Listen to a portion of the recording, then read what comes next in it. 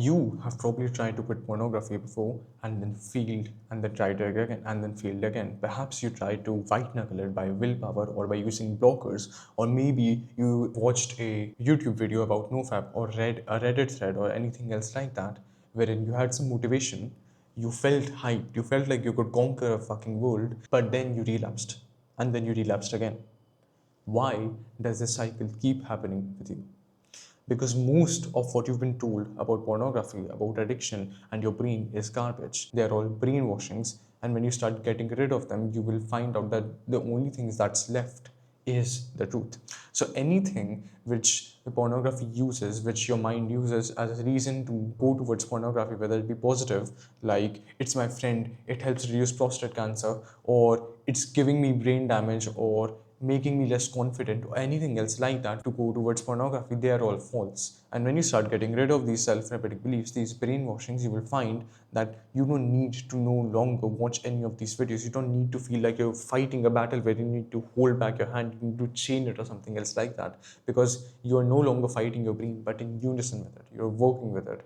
And because of that, you will no longer have any urges, you will no longer have any desire to watch pornography, much like you don't have a desire to do crystal meth, because you will unlearn it. Before we get any further, hi, I'm Vansh, and I've been free from pornography for over 1.5 years, getting 2 now, and I broke a 9-year addiction. I felt multiple other people do the same thing in a far less time, like Ben, who quit his pornography whilst he was dealing with his A-levels and went on to get 9s or A stars, or Rehan, who had a problem with pornography for many years and went on to become a national level junior golfer, getting his life in order. That led to me personally becoming someone I can be more proud of. And I cannot stress this enough. My method has no urges, no problems, no relapses, no nothing. So I genuinely hope that you watch the video to the full extent and make some notes on it. That's all. Now, one of the biggest reasons that you're stuck in this is because of cultural brainwashings, wherein they taught you to be comfortable, to be passive, to be mediocre, and to just consume. There's many problems with consumerism, which leaves you a husk of what you can be. They tell you to eat junk food to feel better. They tell you to just live by shit tenets of life, like live, laugh, and love, or just continue to watch 10 seasons of this freaking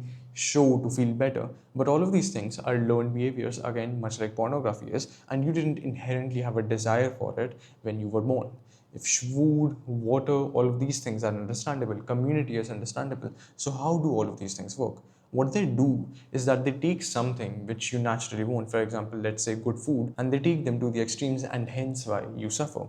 You like entertainment, you like laughing, for example, and that's why you buy Netflix, you buy all of these things because you want to laugh. But the reason you want to laugh is because it helps you communicate with others, it helps you have a community, it helps you have closeness with other people. So, of course, when you're doing this, when you're watching pornography, or let's say, you feel empty. It's like drinking salt water, wherein you drink it and then you feel thirstier even more. And where do you go back? Back to all of these things. That's the kind of trap that they have enabled, that they have made for you. And when you start getting rid of it, when you start understanding that the girls on Instagram, the food on McDonald's, or shit tenets of life like Live, Laugh, and Love, or watching Wednesday, or The Witcher, or any of these other series will not develop me as an individual, my own actions will.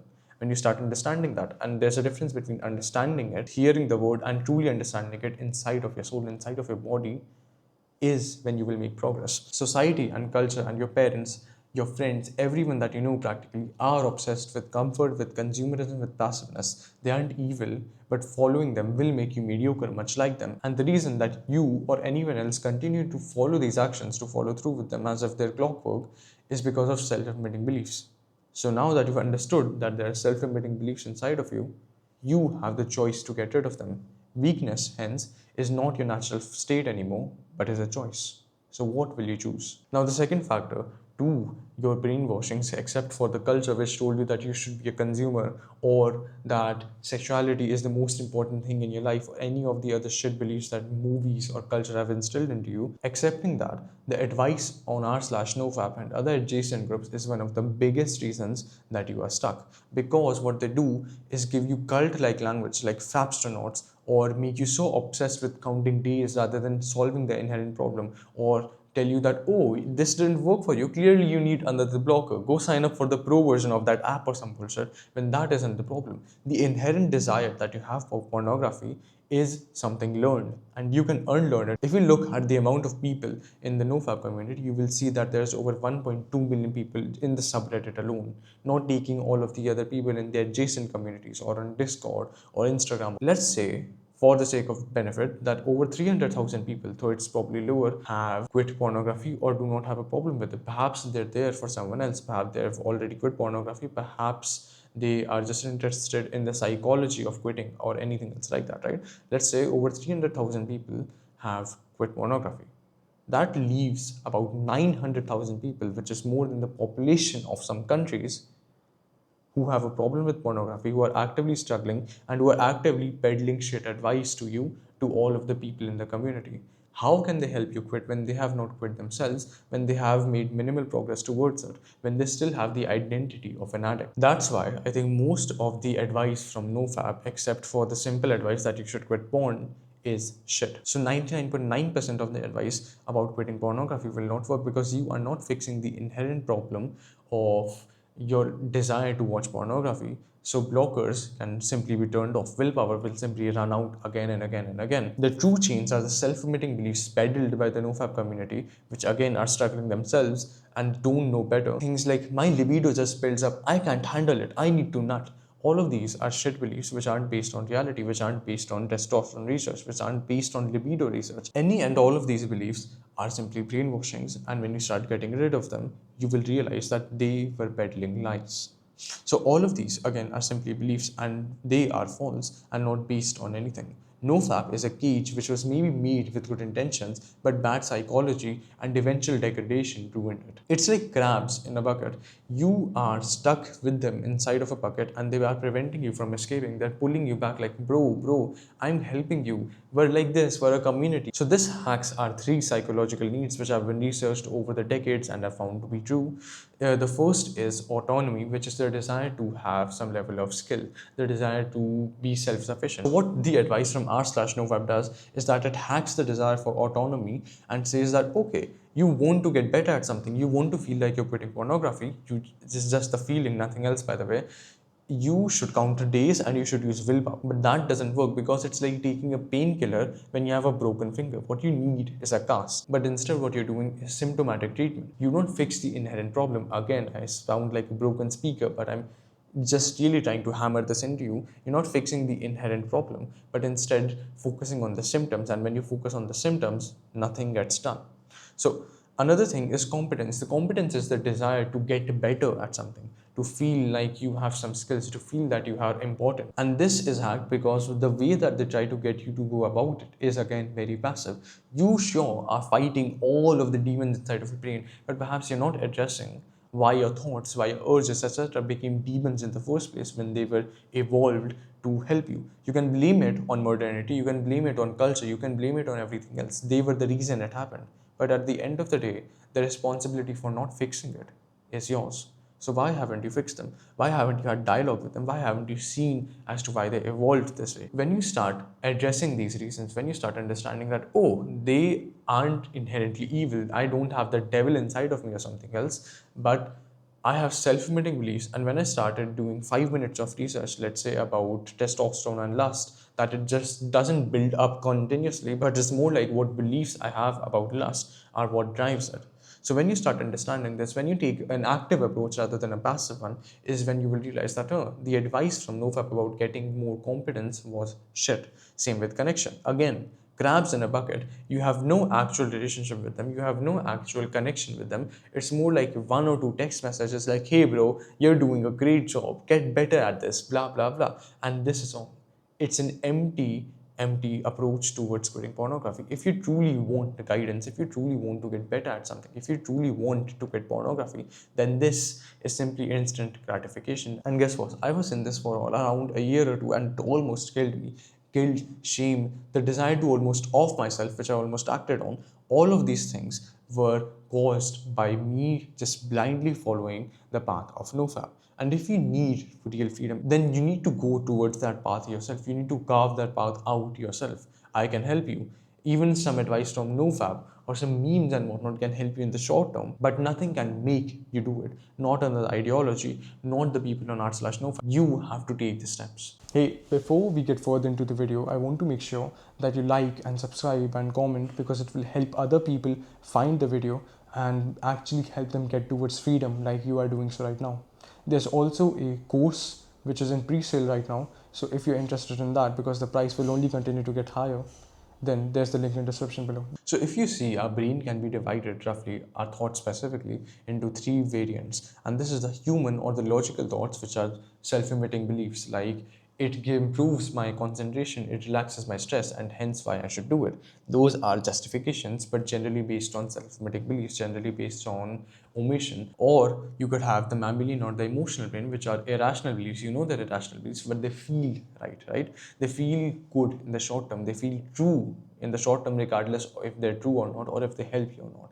This could be things like it helps me, it's my friend, I don't have anything else to depend on. Another thing is the reptilian or the primal brain, which is like, I have low willpower, I need to do this. Oh my god, a digital harem for me. And you can conquer all of them, but first you need to figure out how they work. The reptilian brain was evolved over 500 million years ago, and it's a most important, most ancient survival system, and it was one of the biggest ones which helped us survive to the modern day, right?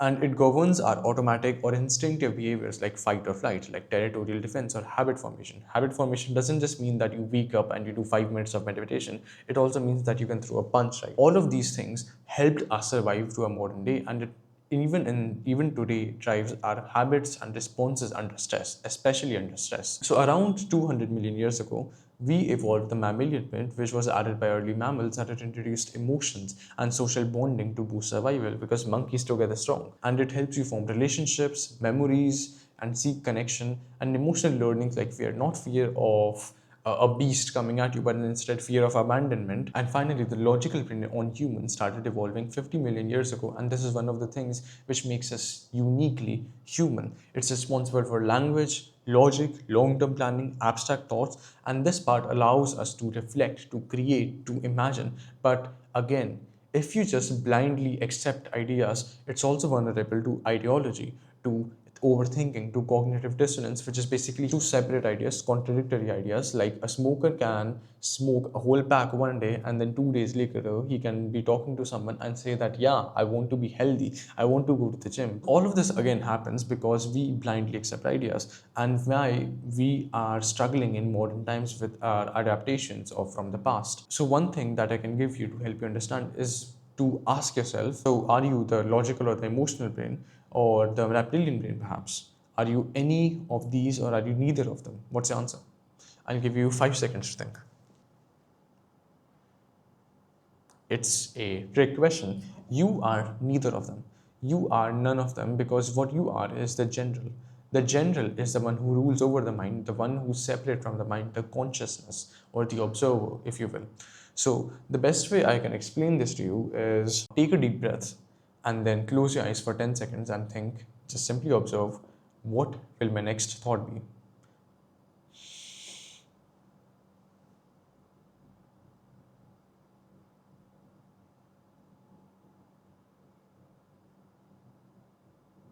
Okay.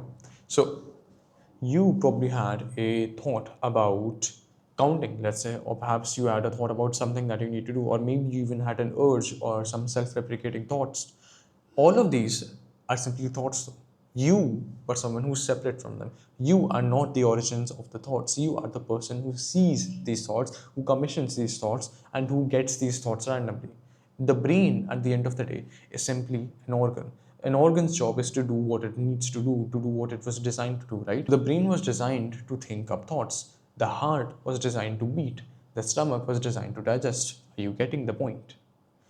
You are separate from the thoughts because you are the general who decides where the thoughts go, whether you dismiss them, whether you fire them, whether you get rid of them, which ones you actually like, blah, blah, blah. So you need to take control of them, because thoughts right now, your brain system right now is a bunch of scared little soldiers. And what you need to do is convince them, what you need to do is put them back into shape And when you do that, what happens is that they'll convert into these brave soldiers who will die for you, who will work for you, who will fight for you bravely. And the way you do that is by recognizing that inside of your head, there's some beliefs about pornography, and you don't know if they're false or not because you've not questioned them. And when you start questioning them, you will realize that they are false, that they don't have that much power over you. And when you process this stuff for good, the cons table will become way bigger and the pros table will become way smaller. So the desire inherent for pornography will decrease. For example, a lot of people justify pornography because they say that it's educational. Is that really true? 1 month, let's say that you really wanted to learn. After 1 month, it's enough that you don't need to watch pornography, firstly. Second thing is that pornography isn't really optimized for education. What it is optimized for is keeping you constantly on the website so they can run ads, right? They don't optimize learning. What they do optimize is fake moons, is positions which look good on the camera but don't actually feel pleasurable for the party as much as they could be, or they have fake breasts and give you unreal expectations or anything else like that, which makes you not educated about pornography, about sexuality even. Same with thinking that pornography is a friend because it's actively hurting you. It worsens your stress, it worsens your emotional resilience, it worsens the way you feel about yourself, the way you see yourself, right? So it's not a friend, it's an abuser, and it's not really helping you. What you can do is just get out of the relationship. Another thing is that it harms no one. People say that because to justify it to others, to themselves. But it is harming you. It will harm your ability to earn. It will harm your ability to take stress. It will harm all of these things and it will not help you. So it is harming you and you matter. Hence, it's a con. Or they say things like, I have low willpower. This is based on old ass research, which I will be getting into in a few minutes. And concentration is another thing that people say to justify porn usage, but this is false because you also say that it's useful for stress relief, but overall, long term, it worsens your stress relief, right? So, how can you say that it's good for stress relief, but it's also good for concentration? Because concentration is inherently a stressful activity. This couldn't happen if not for cognitive dissonance, if not for having self limiting beliefs inside of your head. So, again, when you start getting rid of these beliefs, like I said, all that will remain is the truth, not another ideology, not anything else like that. All that will remain is the truth. And when you start doing this, the only prose thing that you can write is nothing. There is no advantage to pornography, there is no advantage to watching it. So, you realize that, I don't really watch it because of these advantages. And again, I say take a notebook or anything and just write it. You can burn the pages later if you want, and then just write it with your hand because that's a very personal process, right? It gets things from your mind into the physical realm, and you actually have the ability to reflect on your thoughts later on. So that's why I think it's important to do that. And when you start doing it, you will realize that all of these scared little soldiers turn into we don't really want to use pornography.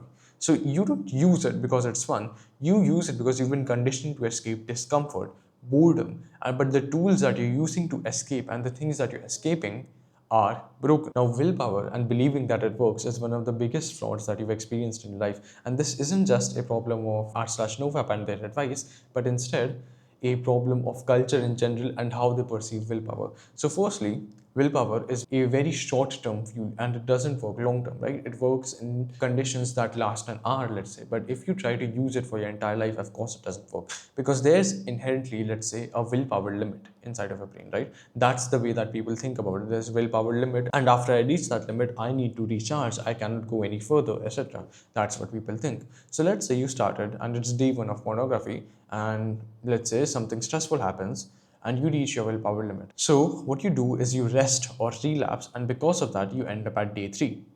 When you end up at day three, you start doing something to increase your willpower. It could be something like gymming, it could be something like doing something hard like homework or whatnot, or just improving your self esteem, the way that you see yourself. I don't know, something like that. So, what you do is you do that, and eventually your willpower increases from 40 points to 50, and hence it takes 2 days for you to go towards pornography compared to the 1 day that it was before. Now you can continue to do this cycle of increasing your willpower limit by 10 points and then another 10 points and then another 10 points and whatnot, but it's very fucking inefficient and it's very stupid to do so. So this I say because willpower doesn't work. Because the reason that your willpower is being challenged is because in your life there will always be more problems, more reasons to use pornography, more justifications to just relapse. And hence, if you just follow them, if you use them as excuses, you will always end up right back where you started, which is sad, lonely, and feeling that you're shit. So the best way to actually overcome willpower is by understanding that firstly, it doesn't work, and secondly, there's a far superior alternative to it. So the idea that willpower is limited came from research all the way from 1960s, where it was later popularized, known as ego depletion, wherein your ego, your brain, has a certain willpower limit, and if you cross that, you will be depleted and you will need to take time to recharge that. Replication attempts of that research, however, were done with 2,000 participants, and they failed to find similar results. There were many other studies from many other locations, many other areas, many other universities, and again, they all failed to find similar results. And then a meta-analysis, which is taking into account all of the research around the area, which is taking them from all of the locations, all of the universities, and just putting them in one circle, seeing all of the results, whether they truly validated whether ego depletion was real or not, found no solid evidence that the concept was based in reality. What they actually found is that ego depletion likely became popular because it justified mediocrity, because people wanted a reason to say, oh, I've worked for like 5 hours today, and hence I need a reason to go and watch TV, and hence I'll watch TV because, oh my god, science justifies me. And that's why ego depletion became so popularized, right? So newer studies are showing that ego depletion is a placebo. If you believe that you can take 100 steps in a race because that's what your coach or your parents or anyone else, for a matter of fact, told you, then of course you will, at like step 50, start believing it. And hence you will think, it's completely normal things about me, about my physiology. Like normally my heart is starting to beat faster, or my pupils are dilating, or anything else like that, are actually reasons that I will fail, are actually just ways of my body showing that I need to stop. And this, however, is just your interpretation. This is based on your beliefs about willpower rather than anything else. If instead you chose to just be mindful about it, and hence just chose to think that, okay, rather than thinking about the 100 steps, I will think that I will just continue to focus on this step right here, right now, and then ask myself, can I take another step? If I can say yes, then I'll take another step, and then I'll ask myself that again. So you start doing that, and what you realize is that you aren't actually limited by willpower or by the 100 step limit that you believed, but instead by your beliefs about pornography, your beliefs about the race, and hence you end up taking 1,000 steps compared to when you followed the bullshit advice of willpower. Again, what we believe about willpower shapes how we function. If we limit our beliefs, then we are limiting our actions. And acting mindfully, which is acknowledging urges without acting, acknowledging that these are simply thoughts, is better than believing that we're out of willpower. You've already drawn the conclusion of what will happen, so of course you just act it out. That's why you continuously fail. High performers, whether they be endurance athletes or military men or entrepreneurs, have found that they credit mindfulness, meditation, as the real foundation of discipline. Mindfulness is the real willpower, and that's what will help you quit pornography. So, I've told you all about the brainwashings which have kept you down, but they have caused some changes in you. And it's not brain damage of forever having the desire to want porn, but instead, it's this thing called conditioning. You can, however, break down conditioning. Now, one of the foremost researchers into this theory was B.F. Skinner, this guy right here, who did research on rats and how they operated within certain conditions, right? And that's what I explained to you right now, because it will give you a lot of insight into how you're acting right now. So it's pretty simple. Rats are placed into a box, and there's button and there's food, right? When they press the button, food will come out or not come out. It's as simple as that. So in one condition, there's no reaction, meaning that when you press the button, the rat presses the button, nothing happens, and hence he just does some normal rat things, which is, let's say, playing around, sleeping, running around, things like that, right? Pretty simple. Another is food comes out when pressed, which means that when he presses the button, the rat gets some food and he eats that, and after he eats that, he does again normal rat things, which is again playing around, sleeping around, running around, etc. So he does all of that, but he does a third experiment wherein sometimes the food will come out and sometimes the food will not come out based on a randomizer, right? So it's pretty simple. The rat will press the button and he will, let's say, get food, right? So he eats the food and he feels pretty good. So He thinks that, okay, I want more food right now, I am a bit hungry, so the rat presses the button and nothing comes out. What will he do now? Nothing came out of the box. What the hell does this mean? So he will just get obsessive over it until he starts pressing the button to just want to figure out how it works. Your brain, your subconscious wants to figure out how the damn pattern works, and hence it will continue to do so and do so and do so.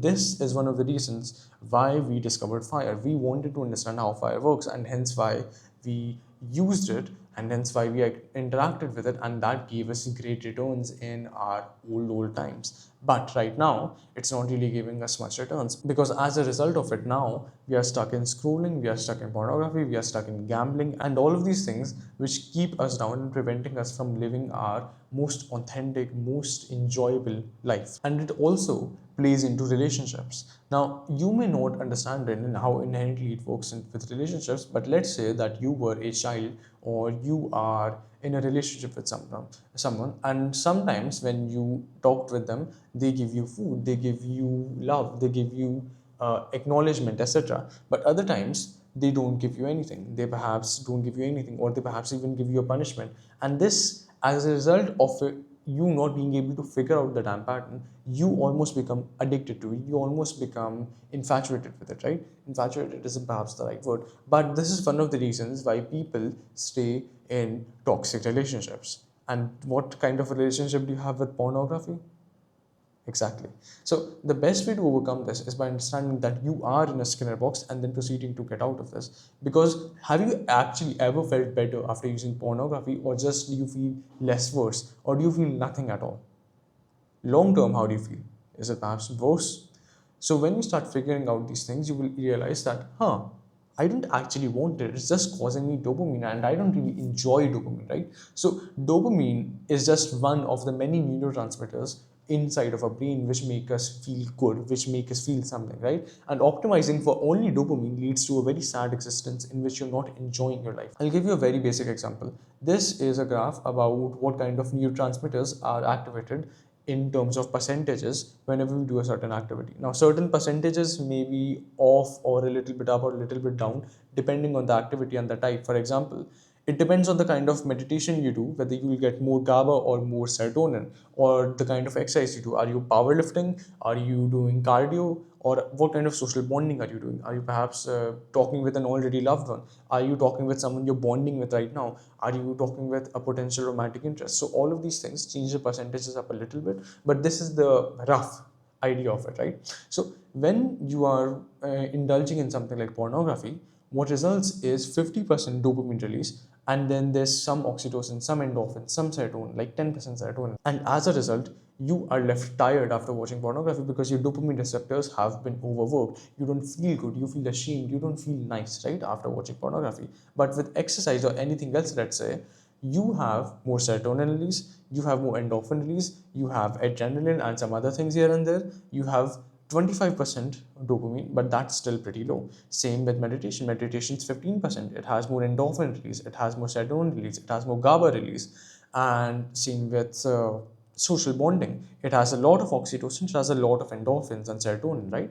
So you see a pattern of when dopamine is around 20 to 15% is when you're the most happy.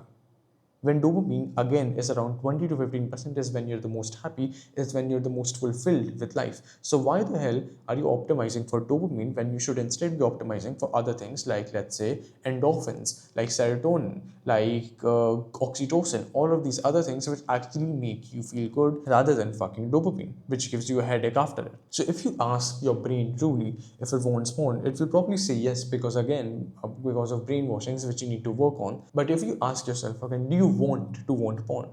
You will very likely say no, because you realize that, I don't want it. I don't truly want it, because it worsens my life overall. It doesn't make me happy. Now, the best way I can help you understand this is by trying this mindfulness exercises, where you set a 5-minute timer, whether it be with pornography or scrolling or anything else, and then you just proceed to do it. But you do it mindfully, right?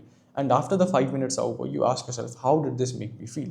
If the answer is negative or neutral, you ask yourself, what else could you be doing which matters? Then you set the 5-minute timer, you ask, how did this make me feel? And then you see it's bad or neutral, right? So you ask yourself, what else could I be doing? And then you think about your hobbies, which actually fulfill you, something like hobbies, like painting, exercise, or anything else which matters to you. You need to write that stuff down yourself and then figure out, what do I actually like to do? What actually fulfills me?